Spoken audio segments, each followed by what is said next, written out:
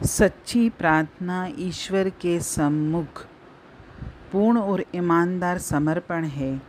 समर्पण कुछ पाने का नाम नहीं होता, बल्कि सब कुछ दे देने का नाम होता है।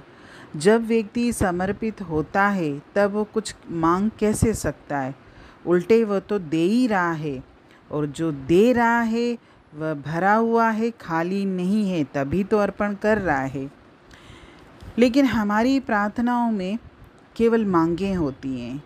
हमारी प्रार्थनाएं केवल लेना जानती हैं, पाना चाहती हैं, देना नहीं चाहती।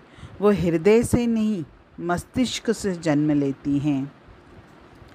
एक छोटा सा उदाहरण है, जैसे आप अगर रोज़ सुबह नहाने के बाद पाठ करने के आदी हैं, बहुत सारे लोग करते हैं सुबह नहाने के बाद पूजा पाठ, तो कभी हिसाब लगाकर देखें कि क्या आपके जीवन में एक भी ऐसा दिन आया है जब पाठ करते समय आपका सारा ध्यान पाठ पर ही केंद्रित रहा हो, आपका दिमाग कहीं और न दौड़ा हो। पाठ करते करते आप दिन भर के क्रियाकलाप का निर्णय कर लेते हैं। दफ्तर पहुंचते ही किसे फ़ोन करना है, किसे पत्र लिखना है, किसको ईमेल करना है, किससे मिलने का समय निश्चित करना है, किसे घर पर बुलाना है, आदि आदि, जो भी जिसका डेली रूटीन है।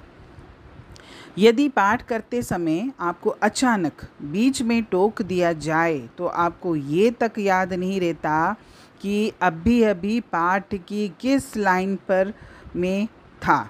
इससे आप क्रोधित हो उठते हैं, और क्रोध आने का कारण ये नहीं होता कि आपकी आत्मा ब्रह्मानंद में डूबी हुई थी और बुलाने वाले ने अचानक उसका रस भंग कर दिया, नहीं, बल्कि ये कि अब आपको सारा पाठ शुरू से करना पड़ेगा, इसलिए आपको क्रोध आ गया, क्योंकि आपको तो याद ही नहीं था ना कि मैंने पाठ के कितने पेज पढ़ लिए थे।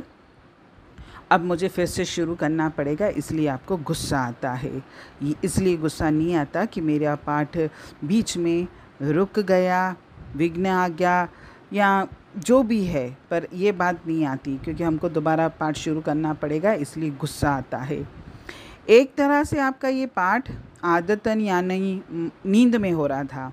जागृत या चेतन अवस्था में तो आप दिन भर के कार्यों का निर्णय ले रहे थे, उनकी सूची बना रहे थे कि मुझे दिन भर में क्या क्या करना है। यानी हमारी प्रार्थनाओं में समर्पण का भाव तो बिल्कुल भी नहीं होता। ये तो एक डेली रूटीन के हिसाब से आए हैं, आदतन करते हैं, वो भी पता नहीं, जिसका जो भी भाव है।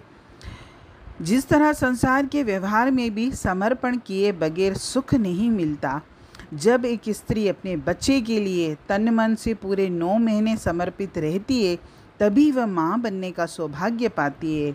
इसी तरह पति पत्नी, भाई बहन, मित्र रिश्तेदार, गुरु शिष्य, सबके जो संबंध हैं समर्पण की ही मांग करते हैं।